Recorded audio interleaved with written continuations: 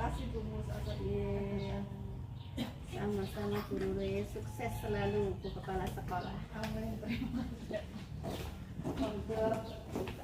Terima kasih Bu Isti. Oke.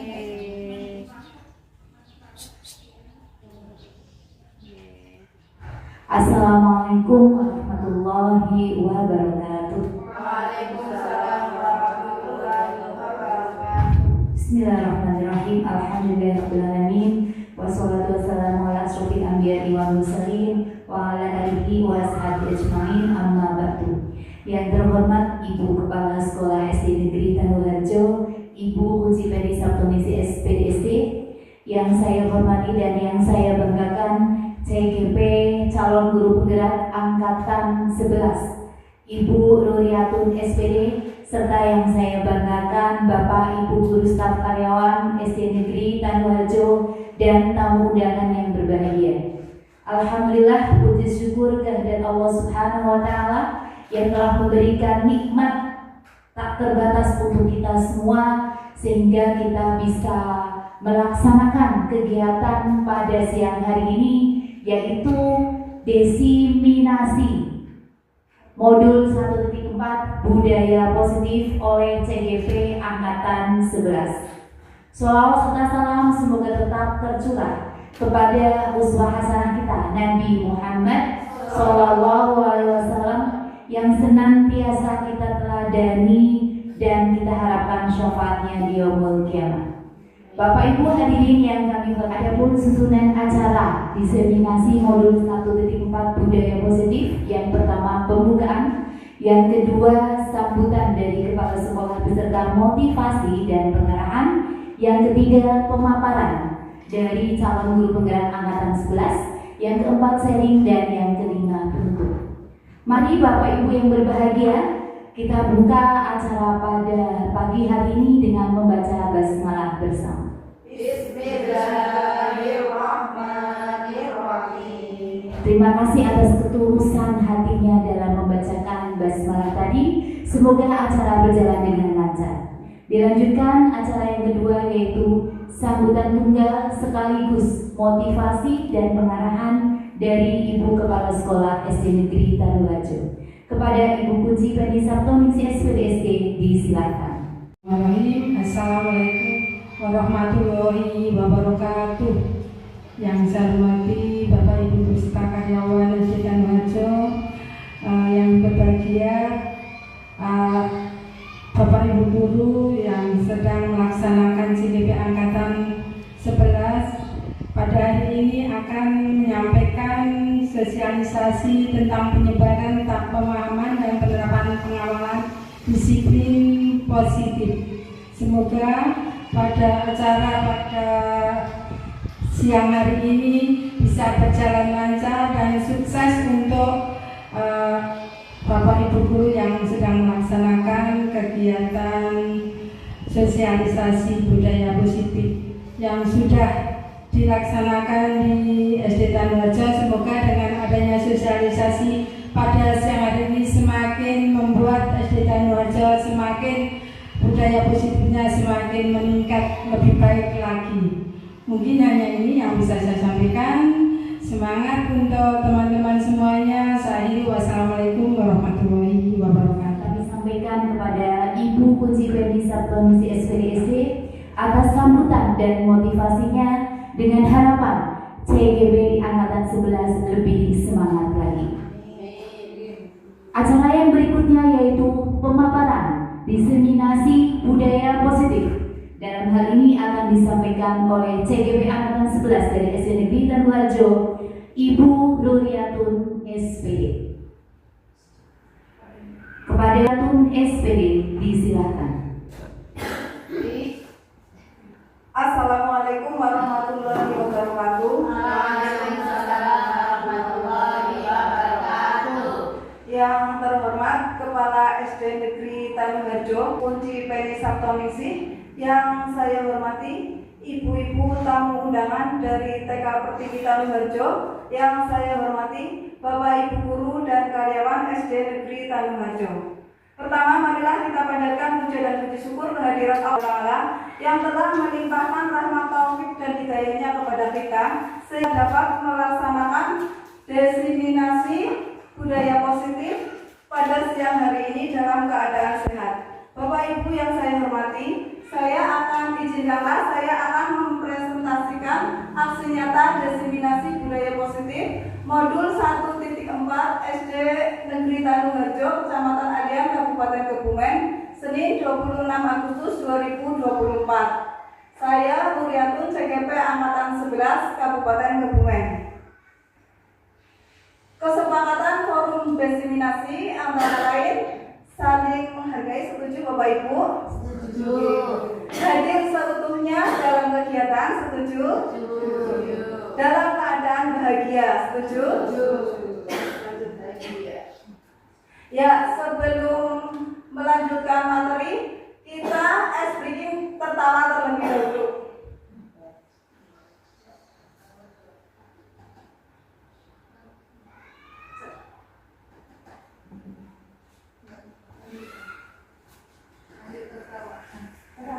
Sekali, kita tertawa 2 kali, kita tertawa 3 kali.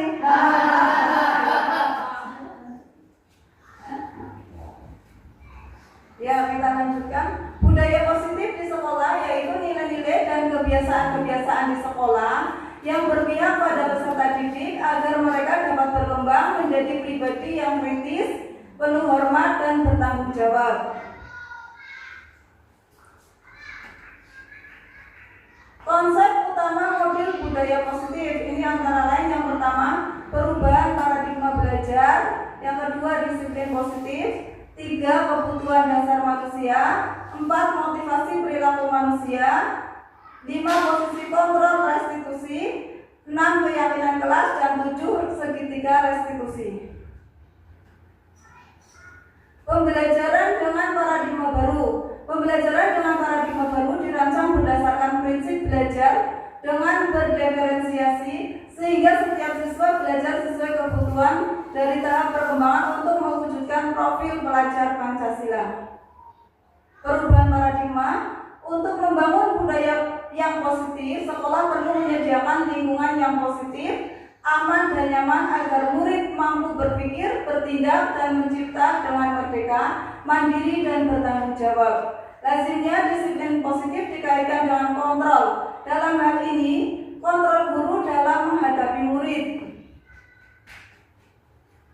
Menurut KHD, bahwa tujuan pendidikan yaitu menuntun segala kodrat yang ada pada anak-anak agar mereka dapat mencapai keselamatan dan kebahagiaan yang setinggi-tingginya, baik sebagai manusia maupun sebagai anggota masyarakat.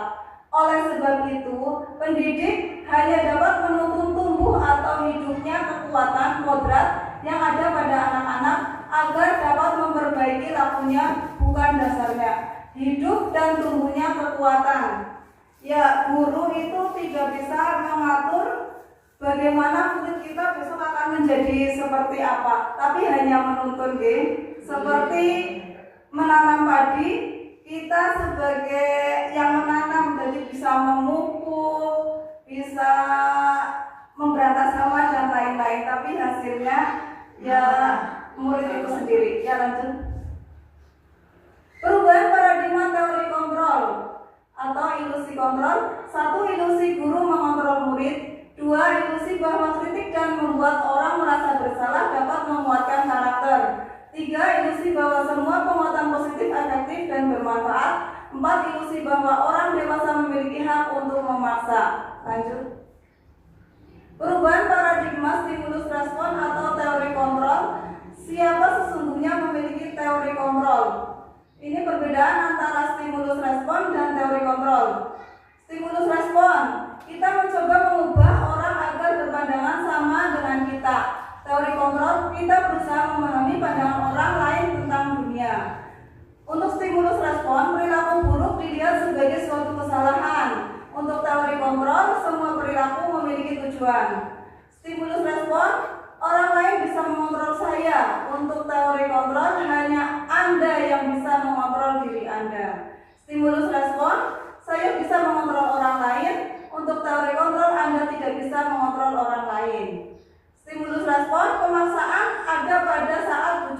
gagal. Teori kontrol, kolaborasi, dan konsensus menciptakan pilihan-pilihan baru. Stimulus respon, model berpikir menang atau kalah. Untuk teori kontrol, model berpikir menang-menang. Disiplin, yang kedua disiplin. Apakah makna disiplin? Disiplin berasal dari bahasa Latin yaitu disciplina yang artinya belajar. Makna asal dari kata ini berkonotasi dengan disiplin diri dari murid-murid Socrates dan Plato. Disiplin diri membuat orang menggali potensinya menuju sebuah tujuan apa yang dia hargai. Namun dalam budaya kita, makna kata disiplin telah berubah menjadi sesuatu yang dilakukan seseorang pada orang lain untuk mendapatkan kepatuhan. Kecenderungan umum adalah menghubungkan kata disiplin dengan ketidaknyamanan, bukan dengan apa yang kita hargai atau pencapaian suatu tujuan mulia. Disiplin adalah kemampuan memerintah diri sendiri dalam mengontrol dan menguasai diri untuk memilih tindakan yang mengacu pada nilai-nilai yang kita hargai dengan penuh tanggung jawab tanpa terperintah orang lain. Disiplin positif. Dalam budaya kita, makna disiplin dimaknai menjadi sesuatu yang dilakukan seseorang ada orang lain untuk mendapatkan kepatuhan kita, cenderung menghubungkan kata disiplin dengan ketidaknyamanan. Selanjutnya, sebagai pendidik, tujuan kita adalah menciptakan anak-anak yang memiliki disiplin diri sehingga mereka bisa berperilaku dengan mengacu pada nilai-nilai kebajikan universal dan memiliki motivasi intrinsik bukan ekstrinsik. Intrinsik berarti yang bagaimana Bapak Ibu? Berarti dari dalam diri anak-anak deh. Ya, lanjut. Disiplin positif merupakan salah satu cara menerapkan disiplin yang bertujuan menumbuhkan kesadaran serta berberdayakan anak-anak untuk melakukan sesuatu tanpa sogokan, ancaman maupun hukuman. Jadi sadar dari dirinya sendiri tanpa diperintah oleh Bapak Ibu gurunya. Konsep disiplin dengan identitas gagal. Ini kalau hukuman. Hukuman itu menyakitkan, tidak nyaman. Murid merasa takut, memaksa murid menyembunyikan kesalahannya, jadi takut untuk mengaku kesalahannya. Murid menjadi rendah diri. Kalau penghargaan tidak efektif, merusak hubungan atau sifat iri, mematikan kreativitas, menghukum dengan sistem ranking. Itu sekarang dengan kurikulum merdeka tidak ada ranking di rapot. Merampas hak menghargai dirinya. Konsep disiplin dengan identitas sukses. Ini ada konsekuensi dan restitusi. Konsekuensi penguatan jangka pendek, perlu monitoring berkelanjutan, stimulus respon, murid menghormati peraturan, kehilangan waktu untuk merenungi kesalahan. Untuk restitusi, itu murid bertanggung jawab untuk perilakunya. Fokus pada pemecahan masalah jangka panjang, murid menghormati dirinya dan orang lain. Teori kontrol atau dirinya memegang kontrol, murid lebih bersemangat karena ditanya nanti kesalahannya apa. Lanjut. Konsep disiplin itu pendekatan restitusi, sebuah cara untuk menanamkan disiplin positif pada murid. Pengertian restitusi.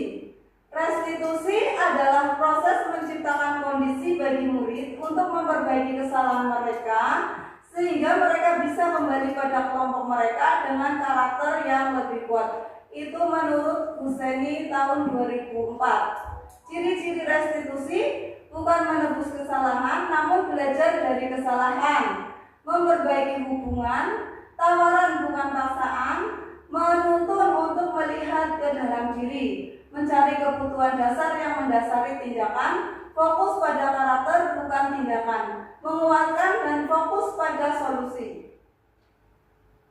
Perbedaan dan contoh kasus siswa yang sering terlambat datang ke sekolah. Ini untuk yang hukuman, guru menghukum dengan bernyanyi 10 lagu nasional.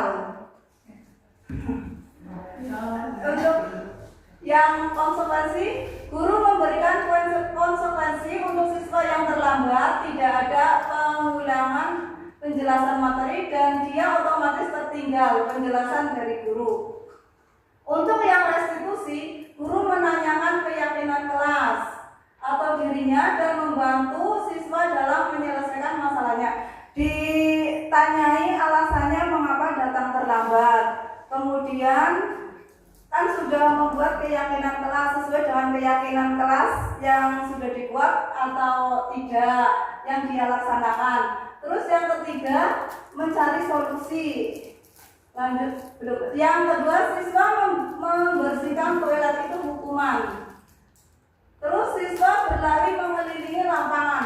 Mengelilingi lapangan kalau sampai 10 kali gimana Bapak Ibu? Pingsan ya, makanya bisa jadi teringat terus itu kalau diberi hukuman. Terus 10 kali. Dan konsekuensi, guru tegas dan siswa menghormati peraturan. Untuk restitusi, guru terbuka dan siswa menghormati dirinya dan orang lain. Guru tetap dihargai. Lanjut. Kebutuhan dasar manusia. Kebutuhan dasar manusia itu apa saja, Bu? Apa yang pertama, Bu Ais? Apa tadi? Kebutuhan dasar manusia. Kebutuhan yang pertama Bertahan hidup. Yang kedua, Bu Desi, kasih sayang. Ya, bagus. Yang ketiga begini, Penguasaan. yang keempat umur Tenang. ya. Kesenangan. Kebutuhan ya. Yang kelima Kesenangan. ya. Untuk cinta kasih sudah tahu semuanya gitu. Sudah. Yang seperti apa sudah Bu Isti. Kebutuhan cinta kasih itu yang bagaimana? Kebutuhan cinta kasih berarti kebutuhan yang ya perhatian, diakui, dianggap ada, jangan dianggap tidak ada, seperti itu. Istilahnya dimanusiakan, intinya seperti itu mungkin. Ya, terima kasih Bu Isti atas penjelasannya. Terus kebutuhan kesenangan. Kesenangan ya iya. Kesukaan. Bisa dengan makan-makan, bisa healing-healing, itu kesenangan. Ya. Terima kasih Bu Mus atas penjelasannya. Lanjut, yang ketiga, kebutuhan kebebasan. Kebutuhan kebebasan apa Bapak Ibu? Bebas berpendapat. Iya, bebas, contohnya bebas berpendapat. Salah satu contohnya iya, merdeka. Terus yang keempat, kebutuhan penguasaan. Contohnya yang bagaimana? Ada yang ingin mengemukakan pendapat? Penguasaan. Ya, atas kekuasaan pejabat Menduduki jabatan sesuatu. iya, menduduki jabatan sesuatu. Terima kasih Bu Desi. Terus yang kelima, yang terakhir itu survival. Survival itu Bertahan. iya, bertahan hidup. Ya, lanjut. Ini contoh. Ibu Ani, guru kelas 5 di SD Pelita Hati, sedang bingung menghadapi ulah salah satu murid di kelasnya, Agus. Beberapa anak telah datang dan mengeluhkan Agus yang seringkali meminta bekal makan siang mereka dengan paksa. Jika Anda menghadapi situasi seperti Ibu Ani, apa yang akan Anda lakukan? Menurut Anda, kira-kira apa alasan Agus melakukan hal tersebut? Dalam konteks penerapan disiplin positif, itu Ibu Ani sebaiknya mencari tahu alasan Agus melakukan tindakan tersebut agar mengetahui kebutuhan mana yang sedang berusaha dipenuhi Agus. Yang pertama, menanyakan kepada Agus. Terus yang kedua, apabila jawaban Agus karena ia lapar dan orang tuanya tidak membawakan bekal makan siang, itu kebutuhannya adalah kebutuhan bertahan hidup. Apabila jawaban Agus karena ia senang temannya jadi memperhatikan dia, itu berarti kebutuhan cinta dan kasih sayang. Apabila jawaban Agus adalah dia merasa takut dan menuruti keinginannya itu merupakan kebutuhan penguasaan. Apabila jawaban Agus karena dia merasa bosan dengan bekal yang dibawakan ibunya karena selalu membawakan bekal yang sama, itu kebutuhannya adalah kebutuhan kebebasan atau kebutuhan aman pilihan. Apabila jawaban Agus adalah karena iseng saja dan dia menikmati ekspresi wajah temannya yang kesal karena diambil makanannya, itu merupakan kebutuhan kesenangan. Iya, bagus, semuanya sudah paham tentang kebutuhan. Ya, sebelum melanjutkan materi kita briefing terlebih dahulu. Monggo Ibu dan Bapak ke depan dulu.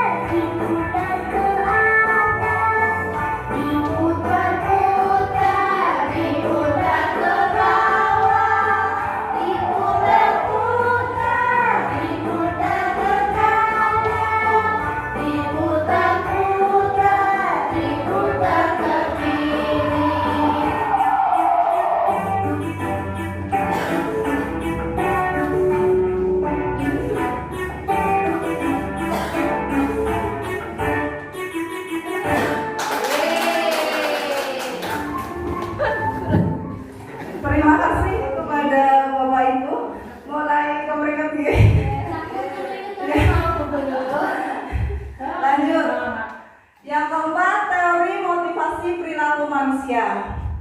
Untuk menghindari ketidaknyamanan atau hukuman, apa yang akan terjadi apabila saya tidak melakukannya? Itu termasuk motivasi eksternal. Untuk mendapatkan imbalan dari orang lain atau institusi, apa yang akan saya dapatkan apabila saya melakukannya? Itu juga termasuk motivasi eksternal. Ini yang motivasi internal, yang merupakan tujuan dari disiplin positif, yaitu untuk menghargai diri sendiri. Jadi tidak ingin dipuji orang lain, untuk mempunyai kesadaran untuk menghargai diri sendiri. Saya akan menjadi orang yang seperti apa bila saya melakukannya. Lanjut.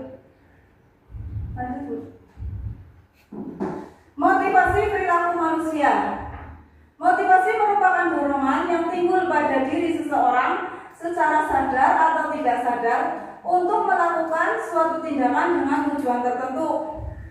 Yang pertama, menghindari ketidaknyamanan dan hukuman.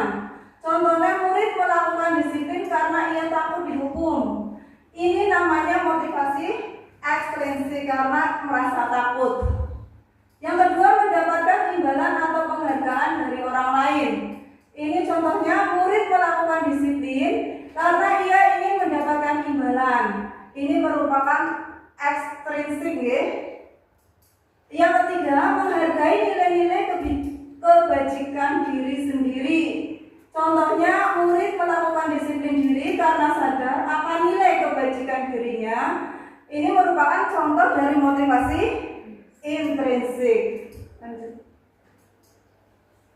Ada 5 posisi kontrol guru. Yang pertama itu sebagai penghukum, seperti contoh yang tadi ya, suruh lari beberapa kali. Yang kedua, pembuat merasa bersalah. Yang ketiga, sebagai teman. Yang keempat, pemantau. Dan yang kelima itu sebagai manajer. Lanjut. 5 posisi kontrol, ini sebagai penghukum. Seseorang penghukum bisa menggunakan hukuman fisik maupun verbal. Kalau hukuman fisik contohnya tadi apa, Bapak Ibu? Iya, lari 10 kali mengelilingi lapangan. Kalau push up, ya. Terus membuat orang merasa bersalah. Biasanya guru akan bersuara lebih lembut. Jadinya siswanya itu sadar ya. Oh, Bu Guru beda ya suaranya jadi lembut kayak gitu. Terus lanjut yang ketiga, teman. Guru pada posisi ini tidak akan menyakiti murid, namun akan tetap berupaya mengontrol murid melalui persuasi. 4, monitor atau pemantau, itu memonitor berarti mengawasi. 5, manajer. Respon yang menunjukkan tanggung jawab guru dalam posisi terakhir. Manajer adalah posisi mentor, di mana guru berbuat sesuatu bersama dengan murid, mempersilahkan murid mempertanggungjawabkan perilakunya, mendukung murid agar dapat menemukan solusi atas permasalahannya sendiri. Contoh penerapan 5 posisi kontrol. Kasus siswa membolos saat jam pelajaran. Ini sebagai penghukum, patuhi aturan sekolah lalu berlari keliling lapangan. Berlari keliling lapangan itu termasuk penghukum. Pembuat merasa bersalah. Ini beberapa kali Bu Guru harus memberitahu kamu, Bu Guru kecewa sama kamu, itu jadi merasa bersalah. Yang ketiga itu sebagai teman. Ayolah yang patuh, buat apa bolos? Buat Bu Guru bangga, kali ini tidak apa-apa, kamu salah. Yang menyadari nih, nanti yang bersalah muridnya. Yang keempat itu pemantau. Kamu sudah melanggar apa peraturan dan konsekuensinya? Terus yang kelima, manajer. Apakah kamu tahu kesalahanmu? Kira-kira bagaimana kamu memperbaiki kesalahan ini? Jadi menanyakan kesalahannya dia apa dan bagaimana cara memperbaikinya. Ini yang keenam, keyakinan kelas. Tadi pagi saya sudah membuat keyakinan kelas bersama siswa kelas 5. Ini keyakinan kelas adalah nilai-nilai kebajikan atau prinsip-prinsip universal yang disepakati bersama secara universal, lepas dari latar belakang suku, negara, bahasa maupun agama. Menurut Gosen 1998, suatu keyakinan akan lebih memotivasi seseorang dari dalam atau intrinsik. Seseorang akan lebih bersemangat untuk menjalankan keyakinannya daripada hanya sekedar mengikuti serangkaian peraturan. Bagaimana pembentukan keyakinan kelas? Keyakinan kelas itu lebih abstrak, berupa pernyataan yang universal, dibuat dalam bentuk positif. Sedikit saja agar mudah diingat, sesuai dengan kondisi kelas dan sekolah agar mudah diterapkan. Semua warga sekolah atau kelas dilibatkan saat membuat. Ya, lanjut. Pembentukan keyakinan kelas. Keyakinan kelas itu bersifat abstrak daripada peraturan. yang lebih rinci dan konkret. Keyakinan kelas berupa pernyataan-pernyataan yang universal. Pernyataan keyakinan kelas senantiasa dibuat dalam bentuk positif. Keyakinan kelas hendaknya tidak terlalu banyak, sehingga mudah diingat dan dipahami. Semua warga kelas sebaiknya ikut berkontribusi dalam membuat kegiatan kelas lewat surah pendapat, bersedia meninjau kembali keyakinan kelas dari waktu ke waktu. Ya kayak yang tadi saya buat di kelas. Yang pertama itu semua siswa saya bagi stick note untuk menulis apa yang diinginkan dalam kelas kita, peraturan apa yang diinginkan dalam kelas kita. Kemudian menempelkan di papan tulis. Terus kemudian keyakinan kelasnya ditulis, sudah sepakat apa belum, terus disepakati. Perbedaan peraturan dan keyakinan kelas. Kalau peraturan selalu kembalikan buku ke tempatnya. Ini keyakinan kelasnya itu nilainya, nilai kebajikannya tanggung jawab. Dilarang mengganggu orang lain. Itu nilai kebajikan yang dituju. Kenapa nggih Bapak Ibu? Dilarang mengganggu orang lain. Itu menghormati orang lain dan diri sendiri.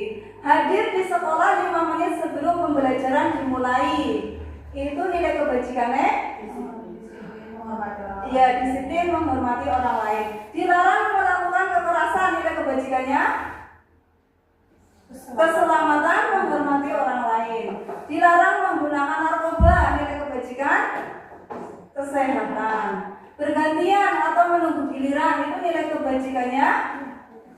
Menghormati orang lain dan kesabaran. Gunakan masker, itu nilai kebajikannya. Kesehatan, keselamatan. Jangan berlari di kelas atau koridor, nilai kebajikannya. Keselamatan dan keamanan. Langkah-langkah membuat keyakinan kelas. Yang pertama itu meminta pendapat tentang peraturan yang akan disepakati. Meminta pendapat itu ke semua siswa yang ada di kelas. Terus kemudian mencatat masukan siswa, mencatatnya guru. Terus yang ketiga menyusun keyakinan kelas dengan kalimat positif. Seperti yang tadi menuliskannya di stick note.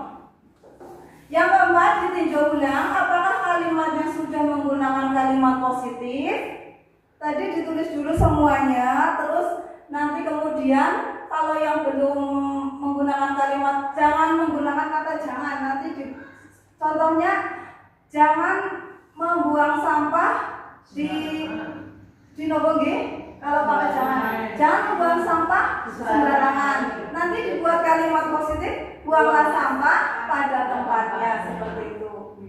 Keyakinan kelas yang sudah disepakati, disetujui, diberi tanda tangan, disepakati bersama antara guru dengan semua siswa. Terus kemudian diketik dan dipasang pada dinding kelas.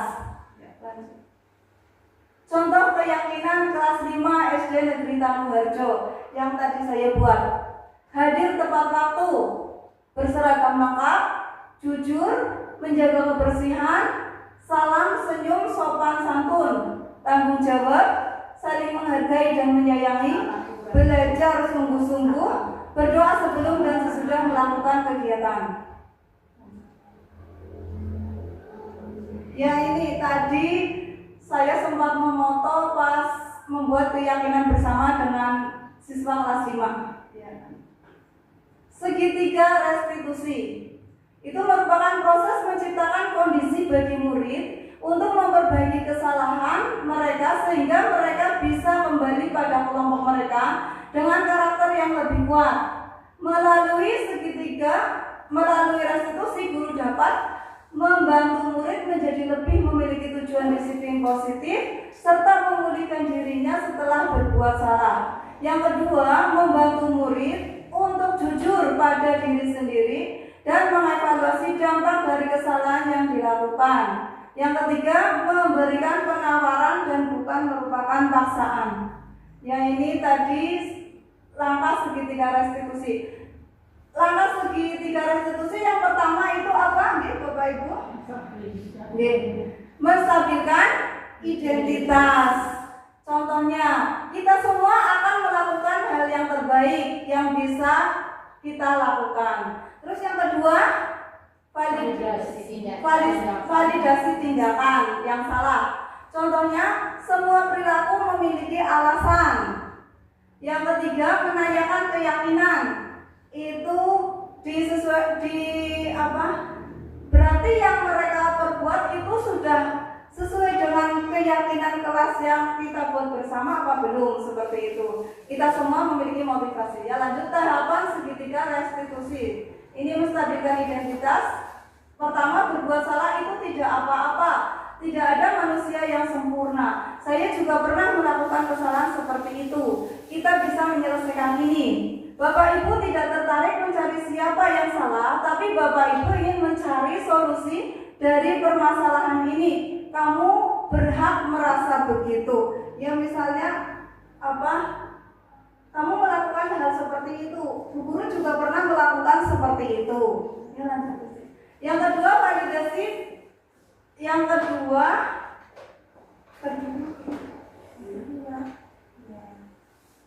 validasi tindakan yang salah. Ini contoh kalimatnya. Padahal kamu bisa melakukan yang lebih buruk dari ini ya. Terus yang kedua, kami pasti punya alasan mengapa melakukan hal itu. Contoh kalimat yang lain, kamu patut bangga pada dirimu sendiri karena kamu telah melindungi sesuatu yang penting buatmu. Yang ketiga, menanyakan keyakinan. Apa yang kita percaya sebagai kelas atau keluarga? Apa nilai-nilai umum yang kita telah sepakati? Apa bayangan kita tentang kelas yang ideal? Kamu mau jadi orang yang seperti apa?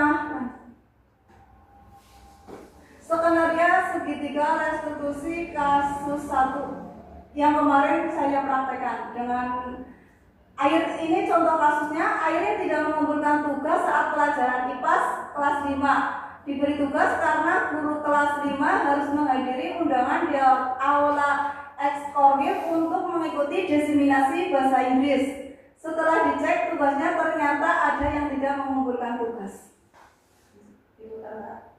Sederhana.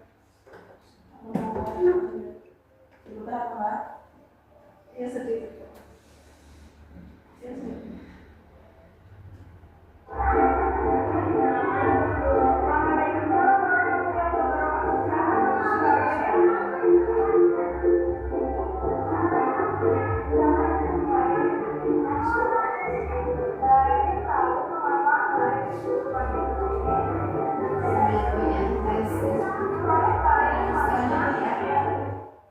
Ya, ini skenario segitiga restitusi yang kedua itu kasus 2.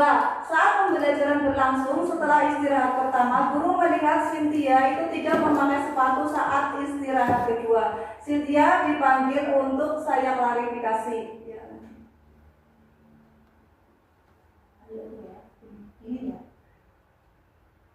Ini sebelum ya, ini penerapan budaya positif.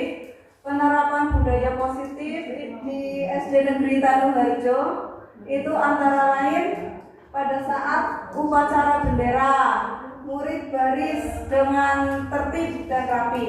Terus ada yang menyanyikan lagu Indonesia Raya. Ini penerapan budaya positif yang ketiga, berdoa sebelum makan.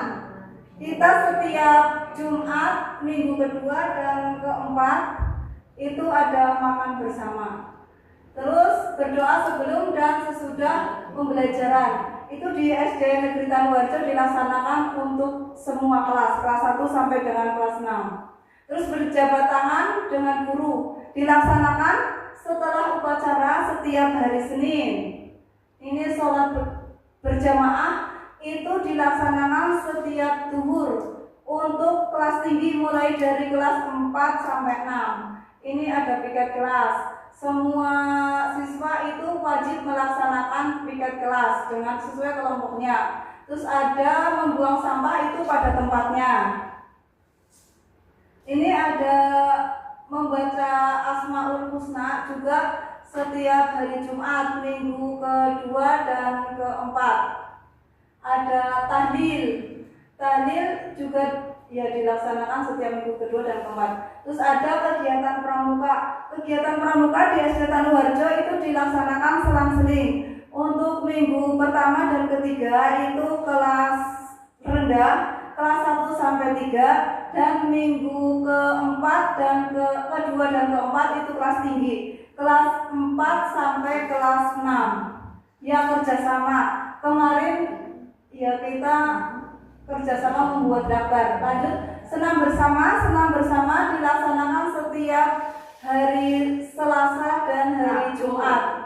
Setiap hari Rabu dan hari Jumat. Terus ya kalau di kelas 5 kalau ada siswa yang tidak masuk itu memberi tahu kepada gurunya itu lewat WA. Ini saya screenshot WA-nya. Terima kasih. Ya, sekian pemaparan budaya positif dari saya. Ada kesalahan dan kekurangannya, mohon maaf. Wabillahi taufik wal hidayah. Wassalamualaikum warahmatullahi wabarakatuh. Waalaikumsalam. Bang, ada yang ingin bertanya? Silakan Bu Nur. Benar.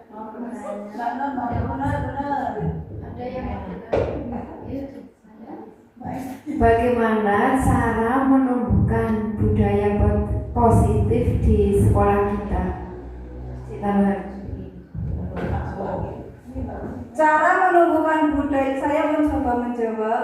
Cara menumbuhkan budaya positif di SD Negeri Tanuharjo antara lain yang pertama itu sekolah menetapkan visi dan misi sekolah yang akan dicapai. Yang kedua antara lain dengan komunikasi yang efektif antar semua warga sekolah. Yang ketiga antara lain penerapan program sekolah, yaitu antara lain program ekstrakurikuler dan pendidikan karakter. Terus yang keempat mungkin partisipasi dari wali siswa kelas 1 sampai dengan kelas 6 dan masyarakat di Desa Tanuharjo. Itu yang dapat saya jawab. Ada tambahan dari yang lain? Ya, terima kasih. Ya, cukup sekian pemaparan dari saya. Wassalamualaikum warahmatullahi wabarakatuh.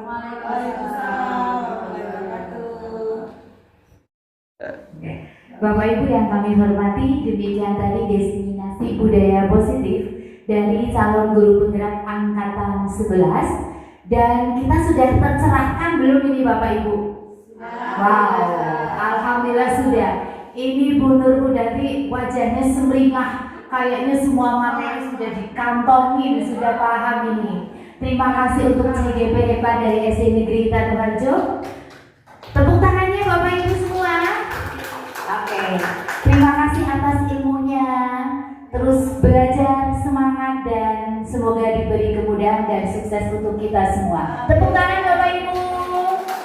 Alhamdulillah tadi untuk pemaparan sudah, sharing juga sudah. Saatnya kita tutup acara pada siang hari ini. Mari kita tutup dengan membaca hamdalah bersama. Dari saya sebagai pembawa acara, mohon maaf apabila ada kesalahan. Terima kasih kami ucapkan kepada CGP hebat yang telah sukses melakukan diseminasi budaya positif. Terima kasih atas kehadiran Bapak Ibu dan tamu undangan semua. Semoga kehadirannya dicatat sebagai amal soleh yang makbul. Amin ya rabbal alamin. Mari kita tutup dengan membaca hamdalah bersama. Ada salahnya mohon dimaafkan. Wabillahi taufiq wal hidayah. Wassalamualaikum warahmatullahi wabarakatuh. Assalamualaikum warahmatullahi wabarakatuh.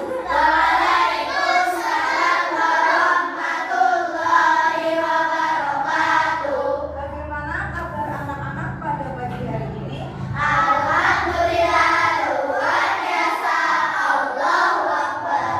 Hari ini teman kalian ada yang tidak masuk? Siapa saja?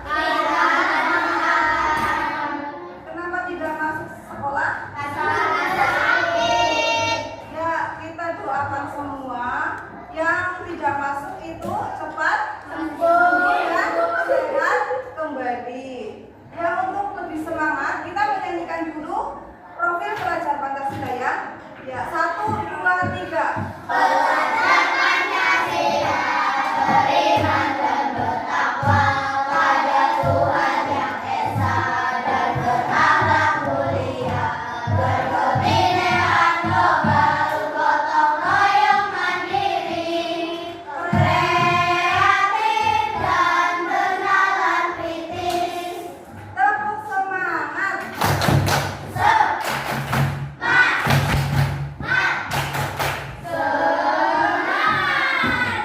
Kalian ada yang tahu apa perbedaan antara peraturan kelas dan keyakinan kelas? Tidak. Tidak ada yang tahu? Tidak.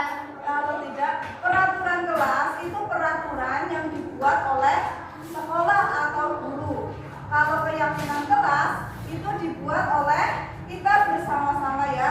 Jadi secara bermusyawarah antara siswa dengan guru dengan kesepakatan bersama. Nanti Bu Guru akan membagikan speech note ini ya. Kamu tulis apa yang kamu inginkan dari kelas ini biar belajarnya nyaman, terus enak tinggal di kelas. Antara lain apa saja ya anak-anak? Biar belajarnya nyaman, kamu inginnya yang kamu inginkan dari kelas ini itu bagaimana? Apa saja contohnya? Tidak boleh mengganggu. Ya, tidak boleh mengganggu teman. Terus? Tidak boleh.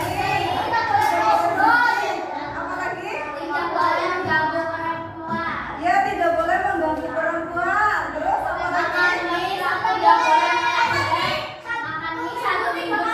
Ya, makan mie 1 minggu 3 kali. Tidak boleh makan jam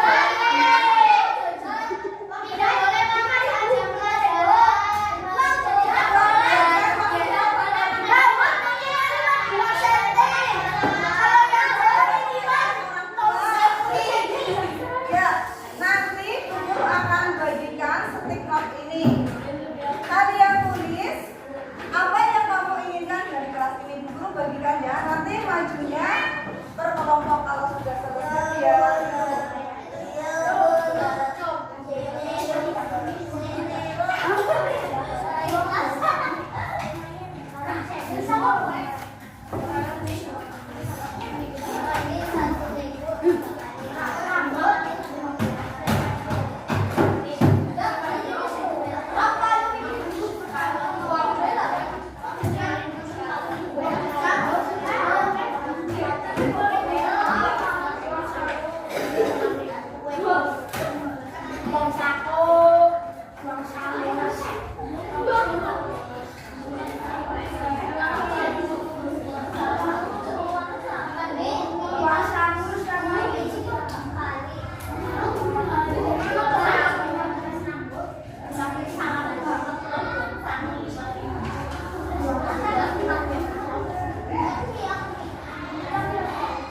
Ada yang sudah selesai?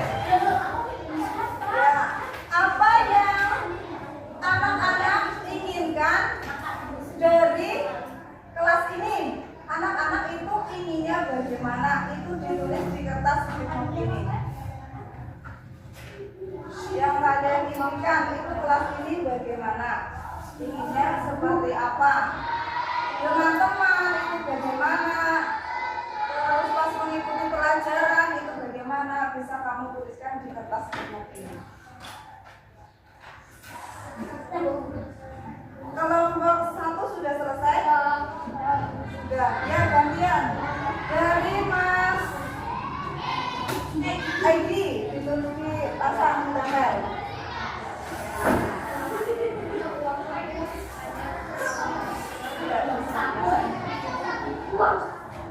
Lanjut.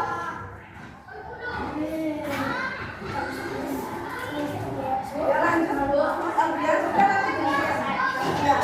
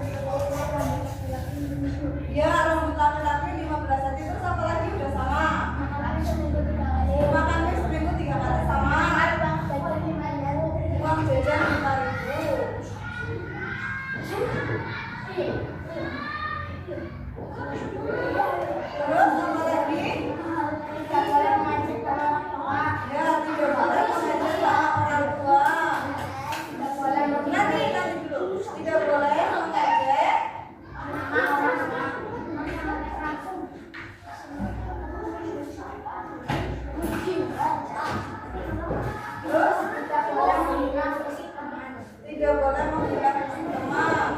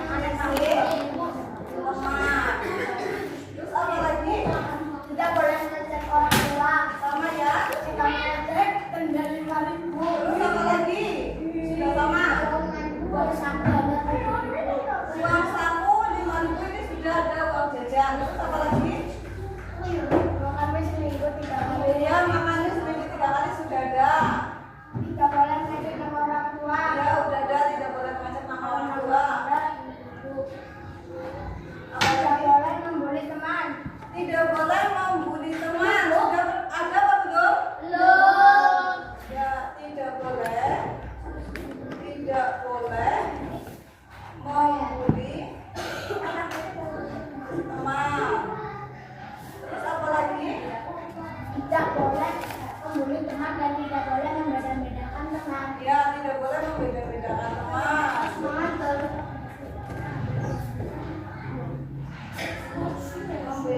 teman. Terus?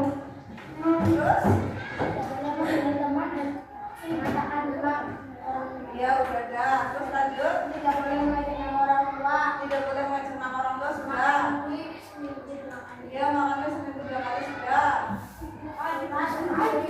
Kelas bersih. Terus? Tidak membeda-bedakan teman. Ya, sudah dah. Terus? Kelas bersih. Ya.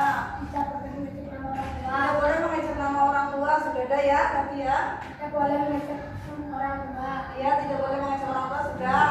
Saya ingin kelas bersih dan rapi. Ya, kelas bersih dan rapi. Terus?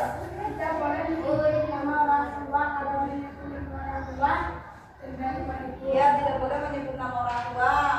Makannya bisa 3 kali. Makannya seminggu 3 kali. Tidak boleh bermain bola di dalam kelas. Ya, tidak boleh bermain bola di dalam kelas. Tidak boleh mengulangi Tidak teman-teman. boleh bermain bola di dalam kelas.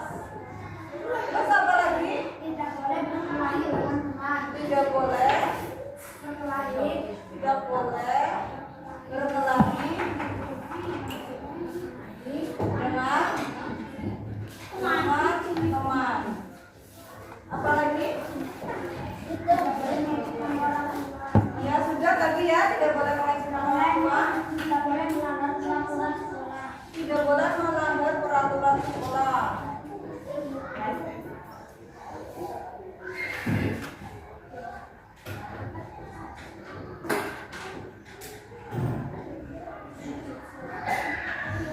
Apa lagi? Kelas selalu bersih. Kelas selalu bersih sudah ya. Tidak boleh membuli teman. Dia tidak boleh membuli teman. Tidak boleh membeda-bedakan sesama teman. Dia tidak boleh membeda-bedakan sesama teman sudah. Saling tolong-menolong. Dia saling tolong menolong.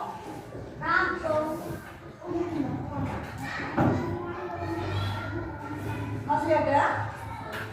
Tidak boleh mengajak nama orang tua teman kita. Dia tidak boleh mengajak nama orang tua.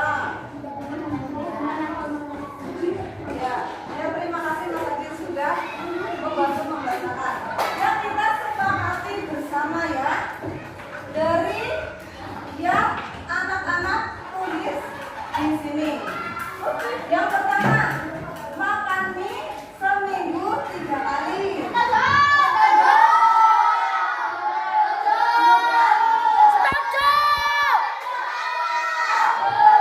Ada yang tidak setuju. Berapa kali?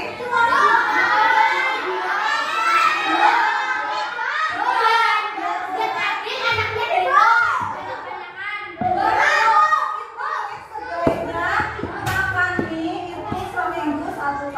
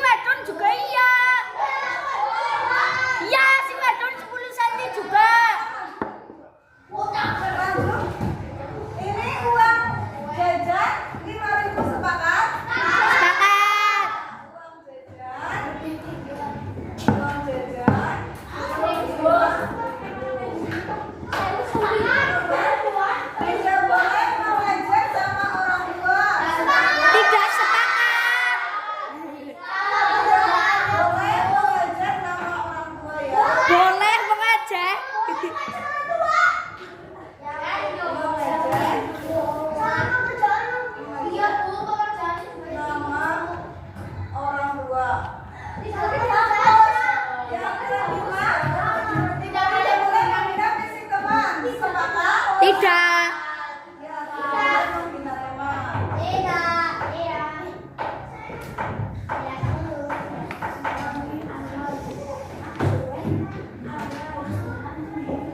Yang keenam, tidak boleh membuli teman. Sepakat?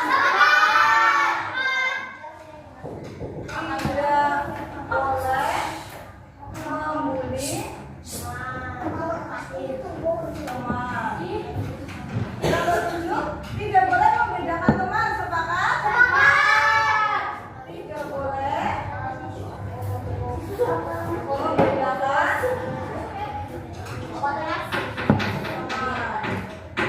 Yang kedelapan, kelas bersih dan rapi. Sepakat? Kelas bersih dan rapi. 9, tidak boleh bermain bola di kelas. Sepakat? Tidak boleh bermain bola.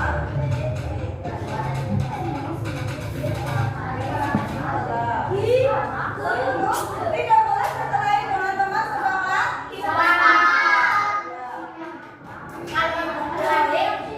Boleh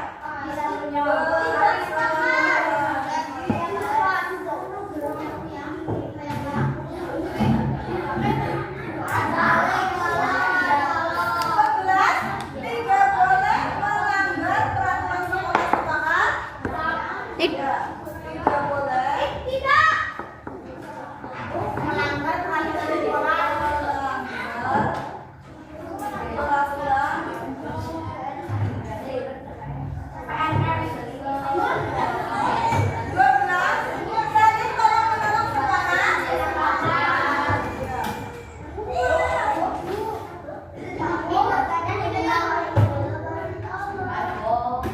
ya, kita tulis nilai kebajikannya ya.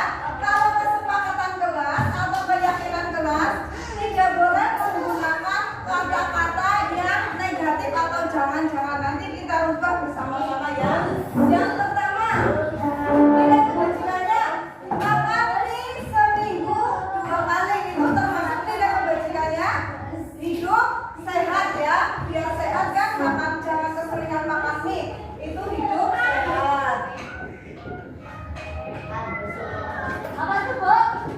Yang kedua, batas rambut 10 cm.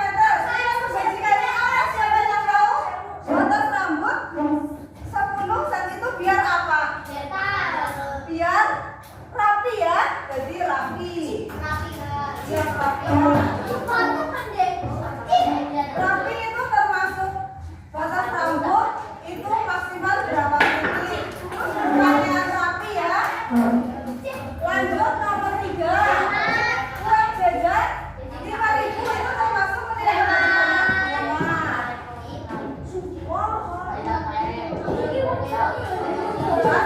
Tidak boleh mengejek nama orang tua. Nilai kebajikannya menghormati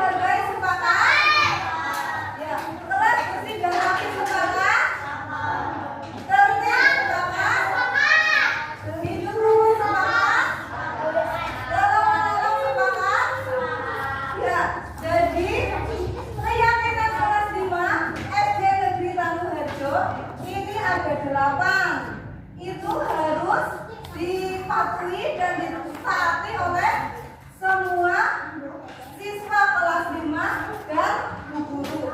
Ya, ini nanti ditandatangani, nanti bu guru ketik, kemudian ditandatangani oleh semua siswa dan bu guru gambarkan di pojok sana ya, biar semuanya itu menaati keyakinan kelas yang kita buat secara bersama-sama, biar kita di kelas itu merasa nyaman.